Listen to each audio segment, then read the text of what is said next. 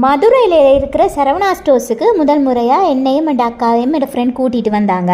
எந்த கடவுளே சென்னையில் இருக்கிறதுலாம் சரவணா ஸ்டோர்ஸே கிடையாது, மதுரையில் இருக்குது பாருங்க. பார்த்து வாயடைச்சு போயிட்டேன். உள்ளே போனால் ஒருத்தர் உட்கார்ந்துருந்தாரு. யாருடான்னு பார்த்தா ஷீரடி சாய்பாபாவை ஒரு சிலை மாதிரி வச்சுருந்தாங்க. கிட்ட போய் பார்த்தா வாயும் திறக்குது, கண்ணும் மூடி மூடி திறக்குது, கை விரல்கள் கால் விரல்கள் எல்லாம் நேச்சுரலாகவே இருக்குது.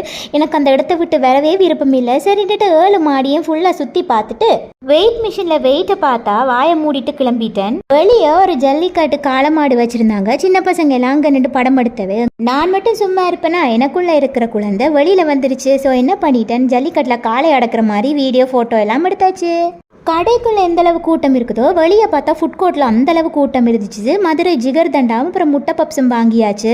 சரவணா ஸ்டோர்ஸுக்கு வெளியிலேயே எல்லாரும் கீழே உட்காந்து சாப்பிட்டாங்க. நல்ல காத்தோட்டமா 3 பேரும் உட்காந்து நிறைய கதை பேசிட்டு சாப்பிட்டோம். சூப்பரா இருந்துச்சு.